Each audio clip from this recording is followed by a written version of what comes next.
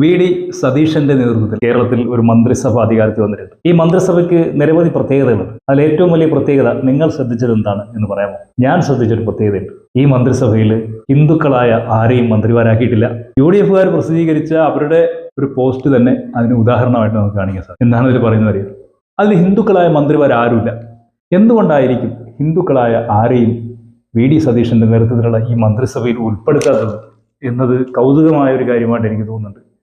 Narendra Modi government രാജ്യത്തെ പ്രബല ന്യൂനപക്ഷമായ 20% വരുന്ന മുസ്ലിം സമൂഹത്തിലെ ആരെയും കേന്ദ്ര മന്ത്രിസഭയിൽ ഉൾപ്പെടുത്തിയിട്ടില്ല. അതിന് പ്രതികാരമായിട്ടായിരിക്കുമോ വടശ്ശേരി ദാമോദര മേനോൻ സതീശൻ മുഖ്യമന്ത്രിയാവുമ്പോൾ ഇങ്ങനെ ചെയ്യുന്നത് എന്ന് നമുക്ക് തോന്നൂലേ? ഒരു കൗതുകമല്ലേ? അതുകൊണ്ട് ഞാനതൊന്ന് പ്രത്യേകമായിട്ട് ശ്രദ്ധിച്ചതാണ്. അപ്പോഴാണ് കാണുന്നത് നായർ 4 മന്ത്രിമാർ, ക്രിസ്ത്യാനികൾക്ക് 6 മന്ത്രിമാരുണ്ട്. ക്രിസ്ത്യൻ മതവിഭാഗമാണ്. മുസ്ലിങ്ങൾ അവർ ഇസ്ലാം മത വിഭാഗമാണ്, 6 മന്ത്രിമാർ. ഈഴവർക്ക് 3 മന്ത്രിമാരെ മാത്രമേ കൊടുത്തിട്ടുള്ളൂ. ജനസംഖ്യയിൽ 26%, 27% ഉള്ള ഒരു ജനവിഭാഗമാണ് ഈഴവർ. ഏകദേശം മുസ്ലിങ്ങളെ പോലെ പ്രാതിനിധ്യമുള്ള ഒരു സമുദായമാണ് ഈഴവ സമുദായം. പക്ഷെ അവർക്ക് 3 മന്ത്രിമാരെ കൊടുത്തിട്ടുള്ളൂ.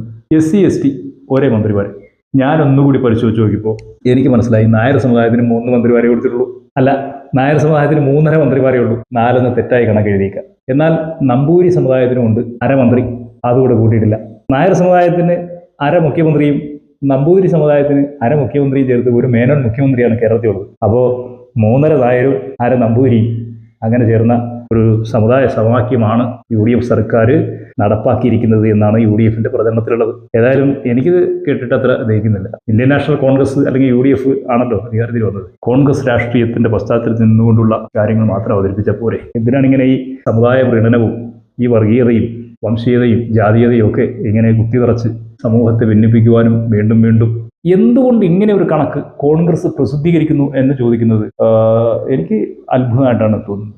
എന്നാൽ സംഘപരിവാർ പറയുന്നത് ഹിന്ദു സമൂഹത്തിലെ ആളുകൾ ന്യൂനപക്ഷമായിട്ടുള്ള ഒരു നിയമസഭയാണ് കേരളത്തിൽ വന്നിട്ടുള്ളത്. ആകെ 3 ഹിന്ദു MLA-മാർ മാത്രമാണ് ജയിച്ചിട്ടുള്ളത്. കഴക്കൂട്ടത്തും ചാത്തന്നൂരിലും നേമത്തും 3 ഹിന്ദു MLA-മാരെ ജയിച്ചിട്ടുള്ളൂ. ബാക്കിയൊക്കെ ഹിന്ദുക്കളല്ല. അതുകൊണ്ട് ഇവിടെ ഭൂരിപക്ഷമായി ന്യൂനപക്ഷങ്ങൾ മാറിയിരിക്കുന്നു എന്നുള്ള ഒരു പ്രചരണം സംഘപരിവാർ നടത്തുന്നുണ്ട്.